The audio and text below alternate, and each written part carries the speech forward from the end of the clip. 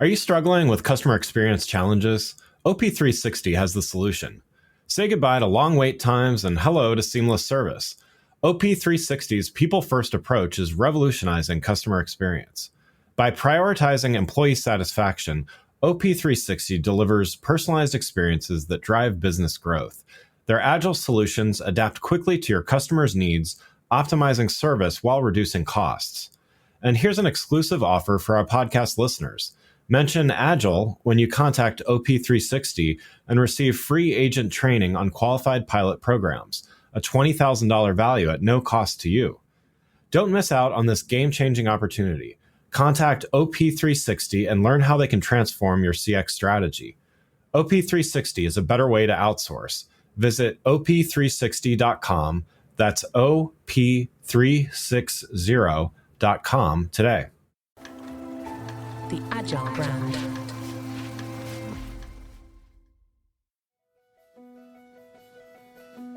Welcome to Season 6 of the Agile brand, where we discuss marketing technology and customer experience trends, insights, and ideas with enterprise and technology platform leaders.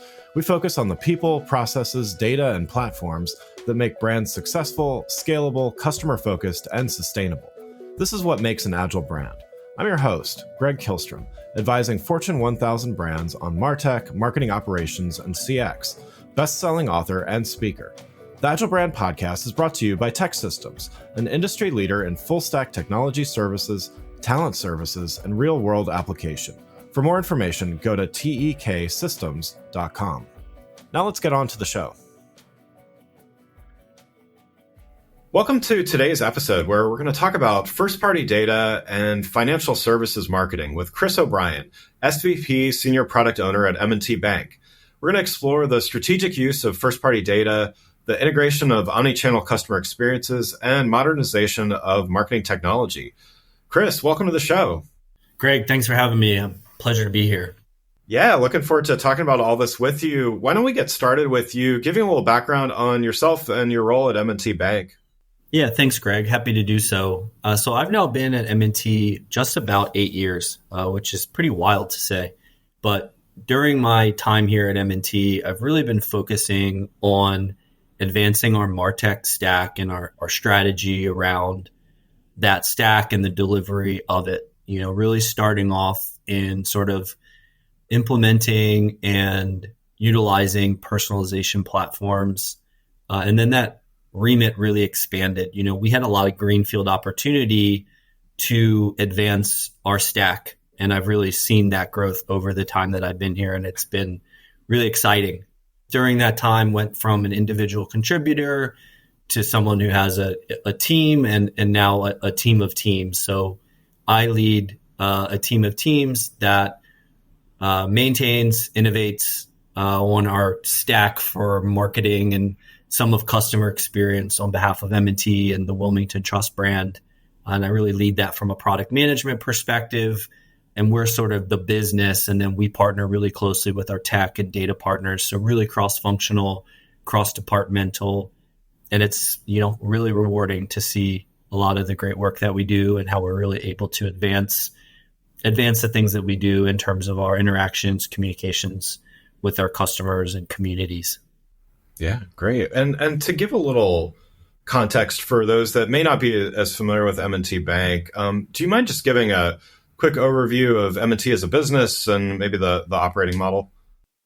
Yeah, happy to do so. So M&T Bank is a top 20 commercial bank in the USA, and some will know us from retail banking, but we actually derive a lot of our revenue from other activities, mostly in what you might call B2B. So things like commercial banking, business banking, and then we also have the Wilmington Trust brand. So there's institutional client services, wealth management. And so it's really a very diverse organization. And that's one of the, I think fun things about the job, but also one of the most challenging things is we're not working on one business line or one product. We're really focusing on delivering for the entire enterprise. So that's going to be B2B, B2C, a lot of different user groups, a lot of different customer types.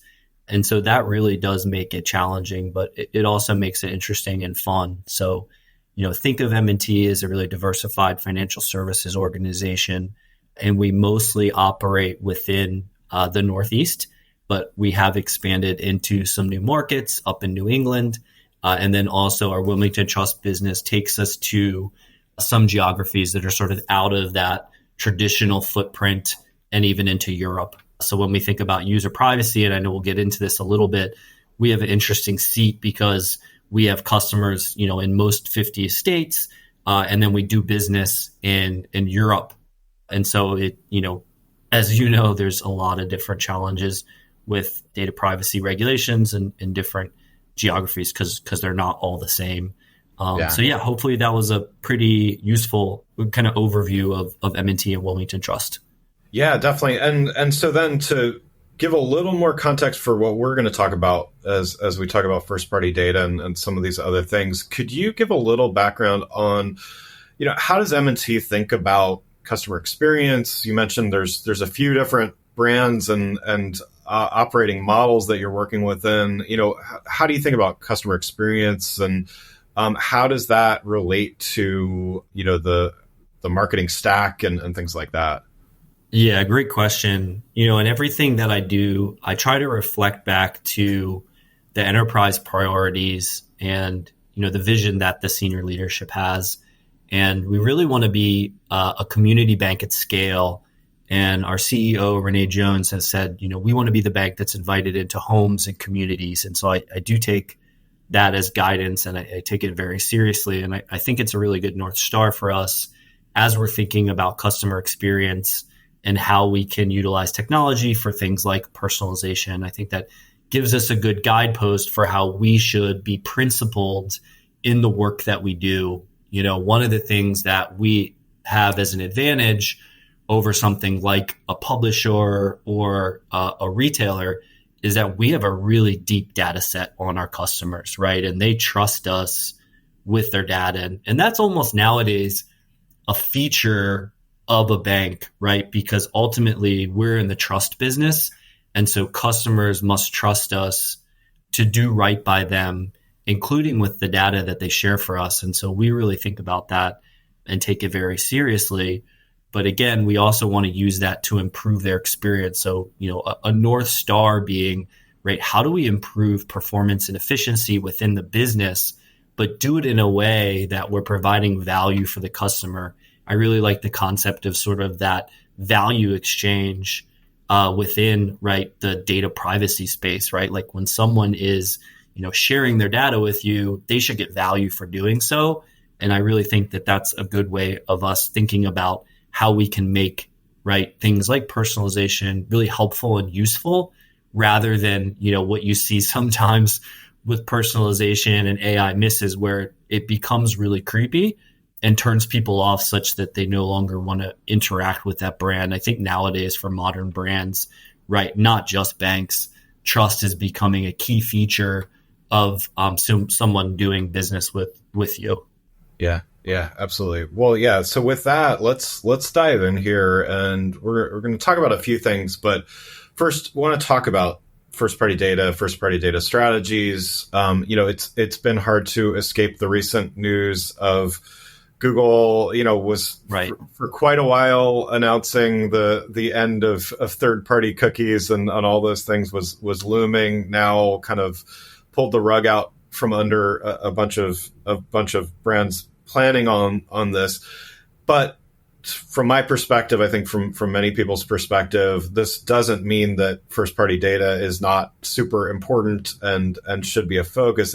But it does change some of the ways that brands may approach certain things. But with that, a focus on first party data strategy is still important, and it still affects every industry. You briefly touched on this already, but could you share, how has this impacted the financial services industry, and, how is M&T adapting to this? Yeah, great question. And certainly everyone's going to be, affected and impacted in certain ways. Regardless of what a brand like Google or Meta or other platforms do to maintain their business, right? And I think this move from Google is exactly that. It's right. They're exploring, right, how they might increase trust and increased user privacy, but they have to balance that with the really big, right, revenue number that they already have from the advertising business. And I think, that's really what ends up shaping a lot of this. It might be clouded in, working towards user privacy, but ultimately, right, Google is an advertising business and they derive a lot of revenue from ads. So I think they're going to want to, right, orient themselves towards, right, being able to continue to grow at the crazy pace that, that they have done. So, for us, it's a little bit different, right? We want to be able to navigate the landscape regardless of, customer behavior change or privacy changes, right? Or these ad platform changes. We want to be able to be really agile and be able to, take advantage of the shifts in terms of, right, cookies and whether or not they're deprecated and how much they're deprecated and which types of cookies or data tracking pixels we're talking about. I always go back to, as a marketer, we have to know our customers, and marketers should know their customers better than anyone else in the organization. And so whether it's cookies or it's first party data, that's really a way for us to know our customers. And so that's what we really focus on is, right, what are we trying to talk to our customer about, and how can we build a profile of that customer such that we can talk to them about that in the places where they are. And that might be on our website, right, where first party cookies aren't going away. And so cookies might be really useful for the types of things that we're trying to communicate to our customers. However, that might not have as much usefulness in certain media strategies, right, on other platforms. And we advertise on, Google, within the Meta stack, Microsoft, DSPs, on and on. And so, right, we really want to focus on, hey, right, we have something that we want to communicate, and we have a number of ways to do that with our customers and with, potential customers.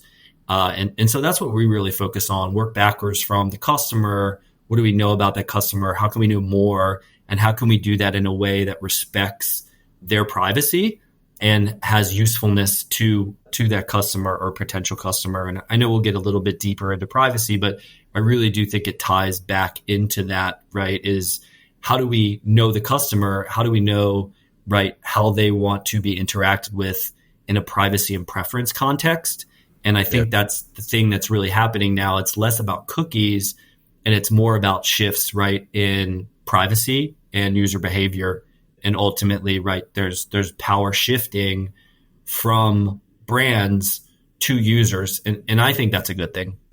Yeah, well, and it also speaks to something you brought up earlier, which is consumers are willing, and not just willing, but they want to provide information sometimes if it helps them get something that they want or need or get something better, right? So, to that end, how are you looking at, using first-party data to, identify and even re-engage consumers who may have abandoned processes, loan applications, things like that? How can you use first-party data to, again, reach the right people with the right things? Yeah, great question. And again, I think that goes back to, trying to be principled in our approach.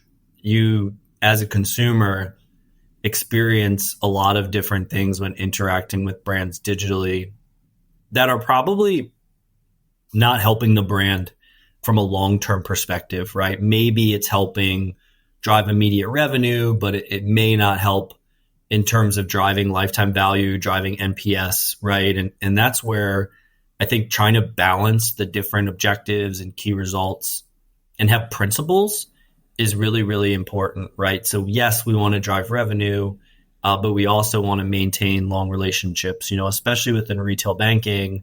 What we try to do is drive primacy, right? We like to have the full relationship. So people might open a checking account with us, but then we want to be able to kind of expand and deepen that relationship. And there's a number of ways to do that. But there's also a number of ways to not do that well and to lose a customer, right? So we want to be able to retain that customer such that we can continue to earn their trust and engage with them and do business with them. And I think that's really what this all goes back to. With that said, there are some simple things that brands can do that are incredibly powerful. One of the things that we've done is really just a basic re-engagement strategy for cart abandonment. So it's pretty typical e-commerce strategy, but it's not something that you see a lot in financial services, right? And I think the performance of that speaks to the importance of knowing our customers, not only through first-party data, right, that we typically would have on them, but also first-party behavioral data, right? And really thinking about what is this person's context, what are they trying to do, and how do we engage them when they're interested in being engaged. So to me, that really speaks to knowing your customer. And while we are using behavioral data for certain programs, I think there's so much more opportunity to activate against behavioral data as it is part of sort of a first party customer data profile. And that's what I see as a huge opportunity when I speak to other folks kind of in similar roles and in similar seats, is like brands are thinking about, right, how do I collect user behavior? Perhaps I put analytics around it to understand what's happening on my website. But it seems like far fewer brands are actually taking those insights and then activating against them as part of a customer profile. And that's something that, we're really focused on. But again, doing it in a privacy-centric way, a preference-centric way, and using all the channels that we have available to us, right? Because we are still a bank that does believe in being in the community. And that means, right, a physical location, but also folks like relationship managers and business banking and commercial banking. So we need to work across that stack of channels. Yeah. And that's really the stuff that gets me excited, is how do we use that data and then orchestrated experiences that matter, whether that's right in digital channels or it's interacting with the call center or branches, is really like coming together as one team and showing up as one M&T Bank.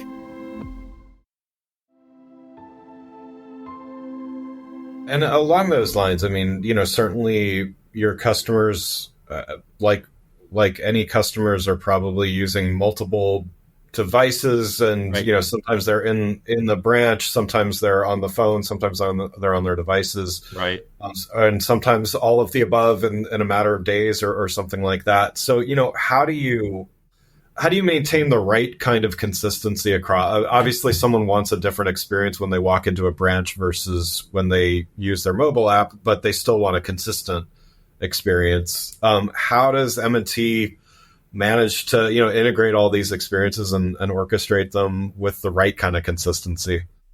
Yeah, that's a great question, and one that I'm probably not qualified to answer all of it. But as I think about it, there's a couple ways to kind of maintain that consistency. One is, design consistency, look and feel, and certainly we have work that we can do there. The thing I'm a little more knowledgeable on is really thinking about orchestration, and again, another place where we have plenty of work to do. But the thing I go back to in the example that I think is incredibly interesting, and I think this comes from telecom, but really thinking about how if someone is in a complaint cycle, how do you not only drive positive NPS and that experience in the time when the customer is in need, but also drive revenue from that, right? Really thinking about each interaction as an opportunity, really to just deepen that customer behavior. And not every time is the right time for a sale, right? And I think that is really important, and something that as a brand we think about, certainly in the physical locations, but we try to do that too, right? Like digitally is thinking about, right, like what's the right way to measure the digital marketers. This one's for you. I've got 30 seconds to tell you about Wix Studio, the web platform for agencies and enterprises. So here are a few things you can do in 30 seconds or less when you manage projects on Wix Studio. Work in sync with your team on one canvas, reuse templates, widgets, and sections across sites, create a client kit for seamless handovers, and leverage best-in-class SEO defaults across all your Wix sites. Time's up, but the list keeps going. Step into Wix Studio to see more. This interaction and ladder the KPIs up to the business objectives, because every interaction can't necessarily be a sale. And another good example is like if someone is in a complaint cycle, how do we pull that knowledge into a profile and then turn off marketing perhaps, right? And think about experimentation around things like that. If someone's in a complaint cycle, right, and we market to them, how does that affect NPS? And, some of this is theoretical, but ultimately there's so much opportunity, especially as you think about activating against that behavioral data. So that's the kind of stuff that gets me excited, is thinking about, right, like orchestrating, again, experiences that matter, that drive brand loyalty, and it's definitely hard, but I think it's one of those places where the brands that do that best drive trust and experiences across the stack are the ones that are going to win. And, I always kind of hated this saying marketers like to use, which is surprise and delight, right? And surprise and delight wins. And I think that was like the big thing, maybe like 5-10 years ago. But we could say it in a different way, but ultimately that's what we're trying to do, right? Instead of surprise and delight, maybe it's trust and engage, right? And thinking about how do we drive that in all the interactions across channels. Yeah. And so what are you finding? What technologies and strategies to use those technologies do you find are working to help enable this orchestration and personalized communications and all of the above? Yeah, great question. So we talked a little bit about the ad stack. I'll just add a little bit more to that. One of the things I see really great opportunity in is taking strategies and tactics that are working in the ad channels that we're using today and really trying to expand that inventory. So taking the same strategies, tactics, first-party data, knowledge about the customer, and expanding that into other inventory and really looking for opportunities, right? There might be an opportunity to drive really great efficiency and cost per acquisition on Bing search, let's say, versus Google search. And that might be seasonal, that might be for certain audiences, but really expanding our ability to deliver audiences regardless of the channel, and then opening inventory across the ad stack. That's something that I think is really important for brands to think about, is building their stack around the ability to quickly, right, move strategies and tactics to new inventory. And then I think secondarily, taking those same audiences and being able to utilize them across your own channels and platforms. So ad stack, right, personalization, testing systems, content management systems, and then, centrally is like that audience management and orchestration piece, and then layer it in with identity. So there's a bunch of different things that brands are doing here that, is sort of the art of the possible. For us, at the core is what we call our digital experience data platform. So naturally, as a marketer, I had to come up with an acronym, DXDP, but ultimately that DXDP is a CDP. We work with Action IQ. And in addition to that, we have solutions from Salesforce, from Adobe, and then there's a number of other, partners that we work with. And we're always really trying to actively manage that stack, right? Thinking about what's the business objectives, what's the business roadmap, and then what should our roadmap be? And so one of the other things we're really looking deeply at now to support B2B is really that account-based marketing space.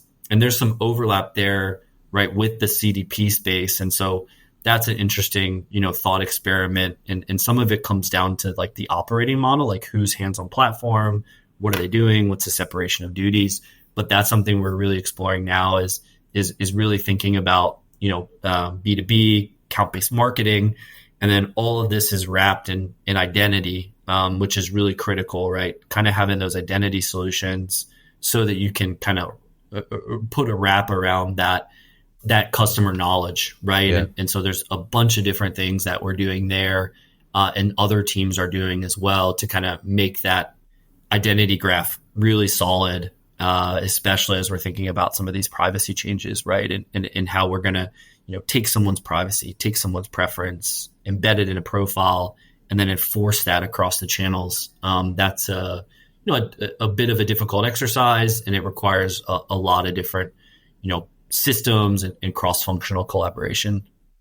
Yeah. And, talking about, because I think when a lot of people think first party data, they're thinking about the customer data platform, which you just mentioned. So if you don't mind just talking a little bit more about, what exactly is the role of the CDP in this context? What is it doing for you? How are you leveraging it to enhance CX and our operational part of this? Yeah, I think there's really three core functions that we look to it for, and that's really audience management, orchestration, and identity. And it's not going to do all of audience management, not going to do all of orchestration, not going to do all of identity necessarily, but we're going to try, to kind of think about those as capability sets that are enduring, and we manage them as a product. So I think it's important to kind of think about, right, how you architect your stack, but then also more importantly and more difficulty, what's the people and process around that? And right now, we're really thinking deeply about audience management and rethinking how we do that. In the past, I think brands did this in different ways, right? And there's been an evolution from in the past, it being sort of a technical exercise where there's teams of developers writing SQL against a database, right? That's a customer database. It was essentially a customer data platform, right? And pulling, lists of customers. And then, maybe the next evolution was some of the marketing automation platforms, and those were slightly better. And then, CDPs really allow teams, many of whom are non-technical, to really build and ship audiences across channels. So how do we, pull in those necessary data sources, build audiences, and orchestrate those audiences across channels? And then how do we do that in terms of the operating model, right? Who's doing what? What's the separation of duties? How do we make sure that we're really strong on data governance? And then pulling all of that together in order to, deliver these experiences for, our customers and potential customers. Yeah. Well, Chris, thanks so much for joining today. One last question before we wrap up here. Wanted to get your thoughts on looking forward. There's a lot of technologies on the rise, things like composability, composable approaches. Are there, and other things for MarTech and financial services? What do you see as the next big steps for MarTech and financial services?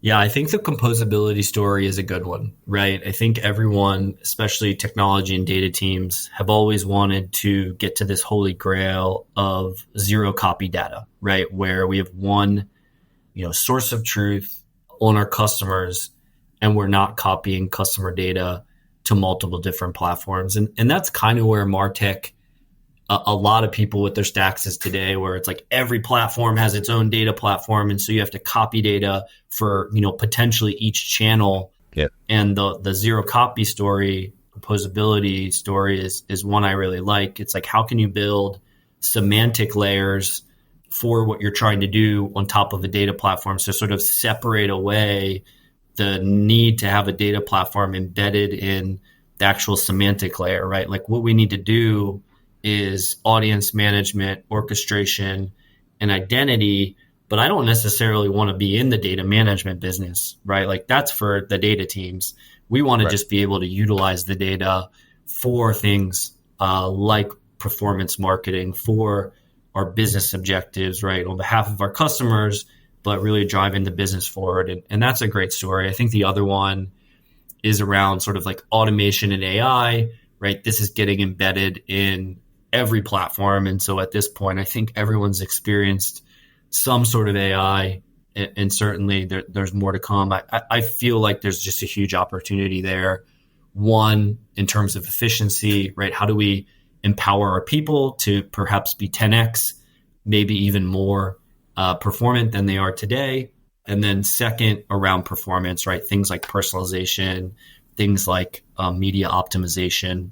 There's so much opportunity to really be able to utilize the data and the strategies that we have, and really just kind of supercharge those, with automation. And so that's I think a really important story that I know gets a lot of hype, but I think it gets hype for a good reason. And some of the experiments we've done, we're seeing really positive results. And so we're going to be bullish in that space as well. Yeah, that's great. Well, again, I'd like to thank Chris O'Brien, SVP, Senior Product Owner at M&T Bank, for joining us today. You can learn more about Chris and M&T Bank by following the links in the show notes.